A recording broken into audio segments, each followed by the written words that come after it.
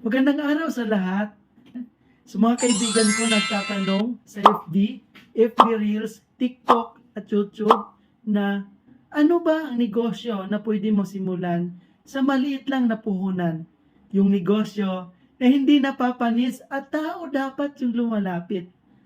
Yung negosyo pwede kahit OFW, empleyado, negosyante, housewife, tambay, o estudyante. At paano ito sisimulan? Kaibigan, mayroon akong video presentation. Pakinggan mo ito mula sa simula hanggang matapos. Baka ito na yung negosyo na makatulong sa'yo. At kung nakita mo na makakatulong ito sa'yo, you can direct message me through my FB account or Facebook. Dahil online naman tayo palagi. By the way, ako si Benji Baay, BSF graduate, dating empleyado ng DNR at naging manager din sa isang microfinance. Isang empleyado na laging kulang ang sweldo. Bigan, isa ka bang OFW na kulang ang pera padala sa pamilya? Empleyado, kulang ang sweldo? Negosyante, naghahanap ng negosyo pandagdag sa existing business? Housewife, gustong kumita para makatulong sa husband? Tambay o estudyante, gustong mag-self-support para makatulong sa pamilya at naghahanap ng pagkakitaan at pwedeng magpabago sa buhay mo at makamit ang dreams mo? How to start ticketing business in a minimal starting capital? Kailangan lang po natin mag-avail ng e-cash. So sa company po natin, mayroon po tayong e-cash or tinatawag na electronic cash. Downloadable po ito sa Android, laptop o desktop. Ma'am and sir, pag mayroon po tayong e-cash, ito po yung negosyo na pwedeng magiging atin. Unang-una po, mayroon po tayong bills payment, remittance, insurance, ticketing, loading, hotel booking, travel and tours, online shopping, mayroon pang RiceMart, F. Mariangco, and Wealthy Lifestyle. Ang tanong, paano ba tayo kikita sa negosyo o how to earn? Una-una, dito po tayo sa ticketing. So sa ticketing po natin, partner na po natin ang 406 Airlines, local and international. So para tayo kumita, mag-mark up lang po tayo. Sa domestic flight, pwede po tayo mag-mark up from 150 to 500 pesos. Halimbawa, meron po tayong kaibigan na magta-travel mula Manila, pupunta po ng Boracay dahil magbabakasyon. So 10 tao, sinagadag 500, pwede po tayong kumita ng 5,000 in just 3 to 5 minutes of booking lang.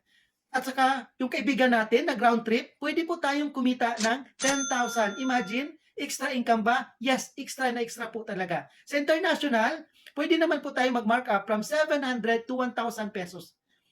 Halimbawa uli, meron tayong kaibigan na magbabakasyon, pupunta ng Hong Kong, 10 tao, sinagad ng 1,000. So, 10 tao times 1,000, pwede po tayong kumita kagad ng 10,000. Then, nag-round trip dahil nagbakasyon lang. So, pwede po tayong kumita round trip ng 20,000.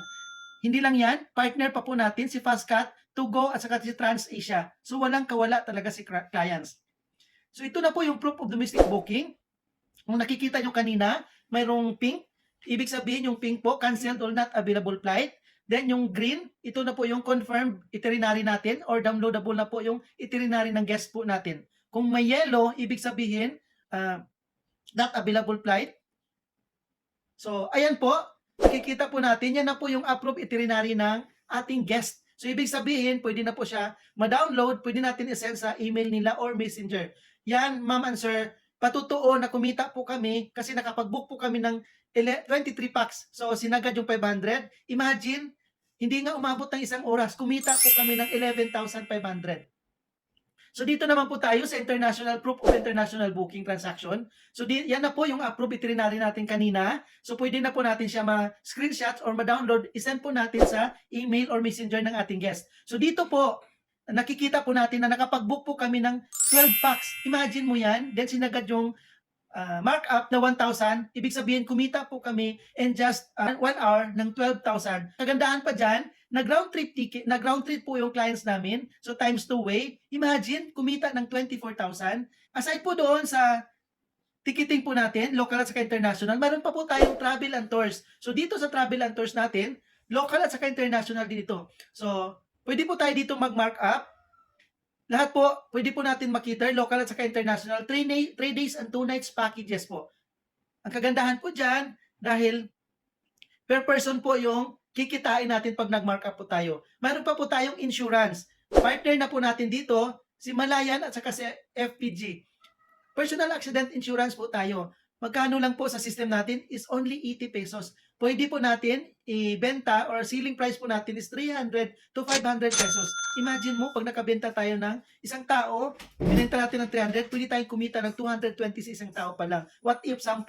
Imagine mo yan, pwede po tayong kumita ng 2,200. Dito naman po, meron pa po tayong CTPL or Compulsory Third Party Liability para po yan sa mga may sasakyan. So ang kasunod po, meron pa po tayong e-loading. Partner na po natin lahat ng telco dito sa Pilipinas. Ang kagandahan pa ng loading natin dahil local at saka international, pwede po tayong kumita 3% commission plus markup plus 2% outright income. Pwede pa po tayong makapag-load sa prepaid cables gaya ng Signal at saka GSAT at DirecTV. Aside po sa e-loading, meron pa po tayong online shopping. Tayo po yung kauna-unahan na na nilagay po online yung rice through online. Imagine mo yan. So, ibig sabihin, pwede na po tayo makapag-order online ng bigas at i-deliver na rin po sa bahay natin mismo. Aside po dyan, available din po yung mga kitchenwares at saka health, beauty, and wellness product. So, lahat po na kailangan ng tao, nandito na po sa online shopping po natin. But wait, there's more. Mayroon pa po tayong added services which is, ito po yung remittance. So, remittance po natin, partner na po natin lahat ng bangko dito sa Pilipinas. Partner na rin po natin si Cebuana, Western Union, at marami pang iba. Pwede rin po tayo dito magiging sender at saka receiver. So aside sa remittance, mayroon pa po tayong added services. Ito po yung bills payment. So sa bills payment, andyan po, partner na rin po natin si Bayad Center. Ibig sabihin, lahat po na biller na available kay Bayad Center, nandito na rin po sa system natin. Okay? So andyan din po lahat na mga basic na binabayaran natin monthly. Yung PLDT natin, ilaw, tubig, lahat na available na po sa bills payment po natin. So aside sa bills payment, marami pa po tayong negosyo. Pero ito lang muna yung ipapakita ko sa inyo. So kanina pa, gustong-gusto na po natin na sisimulan yung negosyo. Pero ang tanong, magkano po ba yung kailangan natin ilabas na kapital para makapagsimula sa negosyo? Ma'am and sir, nako, ito na po yung starter package for only 14,998. Imagine, siguro mas malaki pa yung presyo ng cellphone natin kaysa ipapalabas natin na puhunan. So sa 4998 natin na ilalabas, may inclusion na po siya na one global account, dealer's tracking system, remittance, personal use, airline ticketing, bills payment, loading, insurance, 30% lifetime discount na po tayo, plus mayroon pa po tayong 110, personal accident insurance, business kit, at saka free training na po yan. Imagine yourself, sa lagang 14,998 mo, magkakaroon ka ng mga negosyong ito, lifetime business, airline ticketing, e-insurance, e-loading, travel and tours, remittance, mayroon pa po tayong bills payment, at saka online shopping. But wait, there's more. Ito pa po, paano tayo kikita? Ayan, dito po tayo sa finder's fee. Mayroong nag-avail na kaibigan natin. Pag nalaman ng kaibigan natin na mayroon tayong negosyo, normal na magugustuhan natin. Pag marami tayong kaibigan, kakilala, o stranger na interesado sa negosyo, at nag-avail ng system, bibigyan tayo ng company ng 1,000 pesos. Imagine, how about kung umabot ng 10 kaibigan natin yung nag-avail ng system? Ibig sabihin, kikita po tayo ng 10,000. So, mas maraming mag-avail, mas malaki pong kitaan natin sa finder's fee. Mayroon pa po. Pangalawang kitaan, mayroon po tayong residual income from products and services. Sa lahat ng kitaan, ito po yung gustong-gusto ko. Dito po, meron po tayong passive income or pwede rin po natin magiging early pension. Sa mundong ibabaw, dalawa lang po yung kitaan natin. Ito yung tinatawag na passive income at saka active income.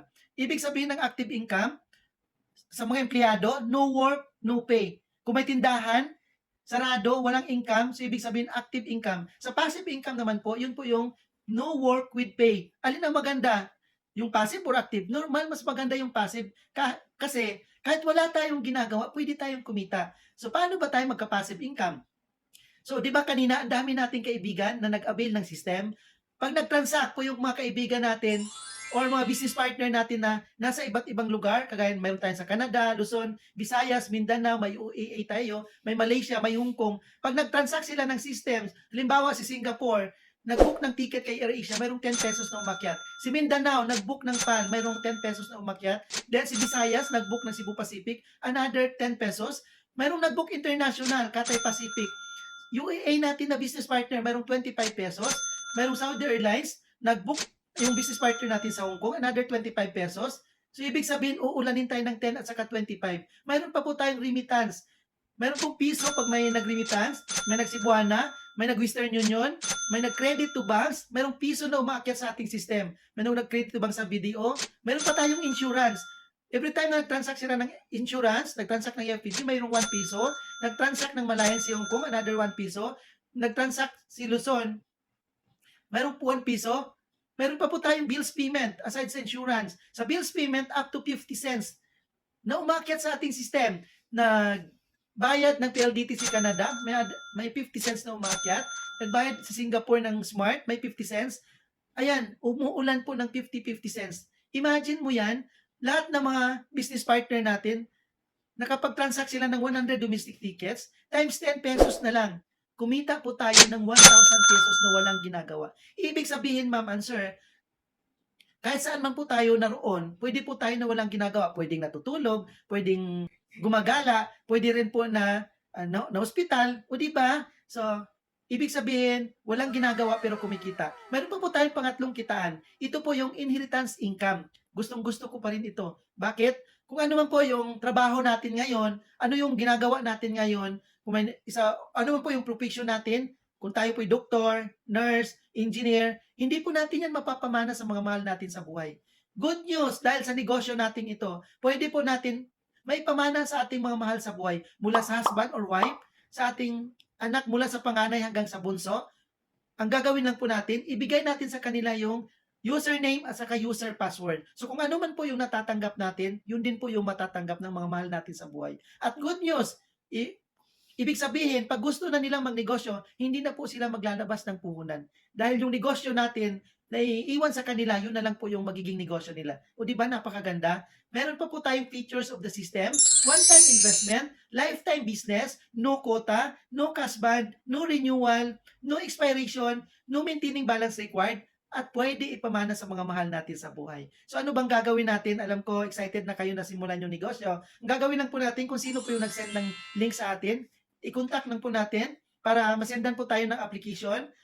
I-fill up lang po natin yung application natin. Then pagkatapos noon, kailangan lang po natin na i-send yung franchise payment po natin sa bank account ng company. Meron po tayong BDO at saka Security Bank. Or you can message me directly sa FB account ko dahil online naman po tayo palagi. At kailangan lang din po yung valid ID dahil yung negosyo na mayroon tayo, moral, ethical, at mas lalong wala po tayong nilolokong tao. Kanina pa ako dito nagsasalita pero hindi ko pa po napakilala yung company. Kaya very proud po ako na ipakilala po sa ating lahat na ang company po natin, si Unified Product and Services, na-launch po siya November 11, 2011. Ibig sabihin, 12 years na po yung company. Ito po yung may-ari, very humble po na may-ari, isang Pilipino, isang CPA, dating empleyado ng Bangko Sentral ng Pilipinas. Millionaires maker na po, yung presidente po natin. Siya po yung may-ari ng Pascual Group of Companies. Iilan lang po yung nakikita nyo sa screen na mga company ng ating presidente. Meron pong RiceSmart, Generics, Pilans, at marami pa pong iba.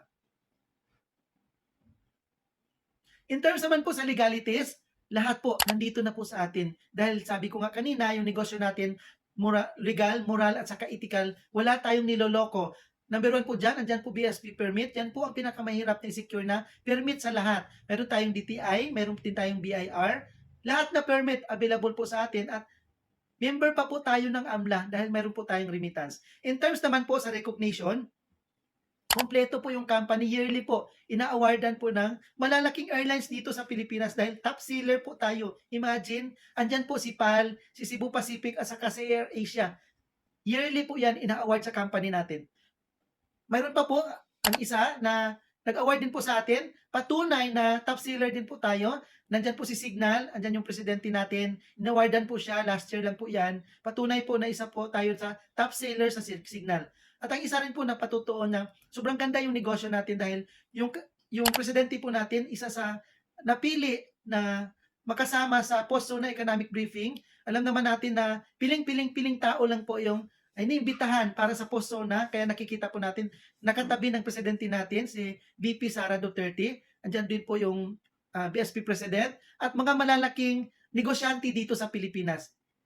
So, ano ba talaga ang negosyo natin na to? Bakit kailangan natin yung ICAS? Kasi yung ICAS na yan, portable, market accepted, basic, ibig sabihin, gamit na gamit po natin. No need to demo.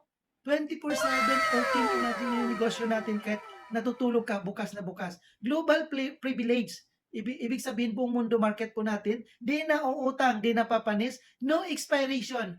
Lifetime, transferable at naipapamana. Imagine mo yan. Trending business. Totoo po talaga yan dahil online po tayo, di ba? Technology based at may residual income pa po.